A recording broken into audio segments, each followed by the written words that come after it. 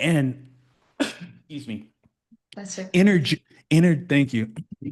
Energetically, as a coach, part of our job is to hold that mirror up so that our coachee, our learner, can now see themselves from a different perspective and have a moment of metacognition, right? Where their brain can analyze their own situation and also come up with solutions. Exactly. I feel like this energy that we're talking about right now can be used in such a way that it can produce good results in coaching. So that's the way that I use it. I also use it in order to help within coaching, in order to help people.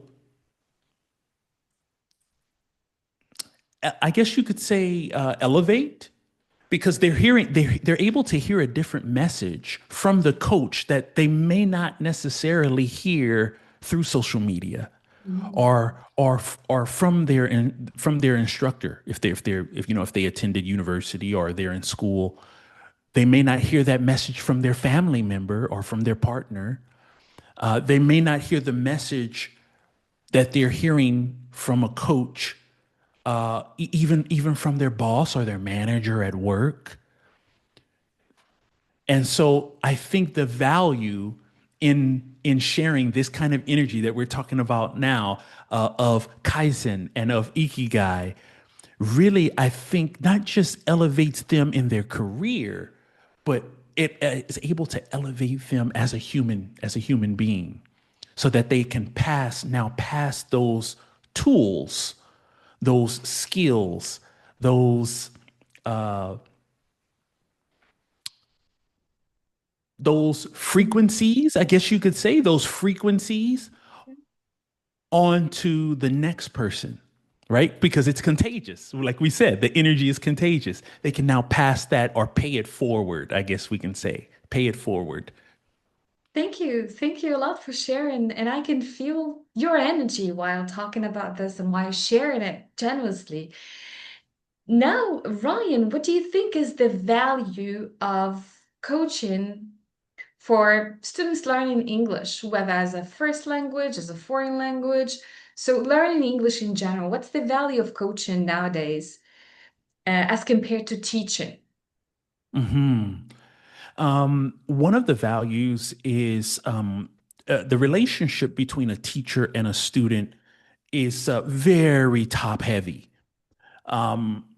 What that means is that it's a top-down approach. It means that all the responsibility is on this teacher to now infuse or to transmit that wisdom and knowledge into the student, and the student has very little responsibility to now take that on. The ownership between in that relationship isn't necessarily, it can be there, it can be, but it's not necessarily a part of the structure of a student teacher relationship.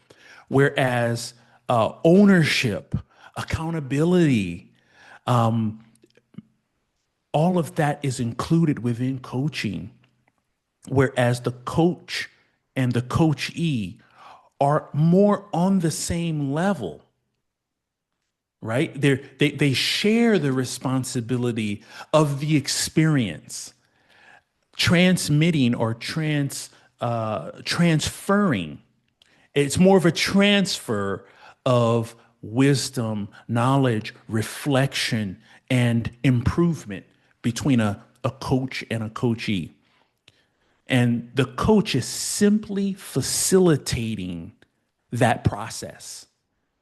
And the coachee is accountable and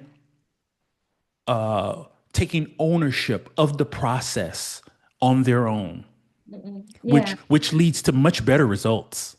Yeah, I can fully relate to this, because once I was going through the ICF coaching myself and the training, So my vision to coaching, according to, because every school of coaching refers back to a certain standard. So as for ICF, for instance, we see coaching as a partnership, a co-creative space of the the coach and they call them clients. So the appellation of a coachee changed over time. So now it they prefer to be called clients from the organization, and the less of transfer.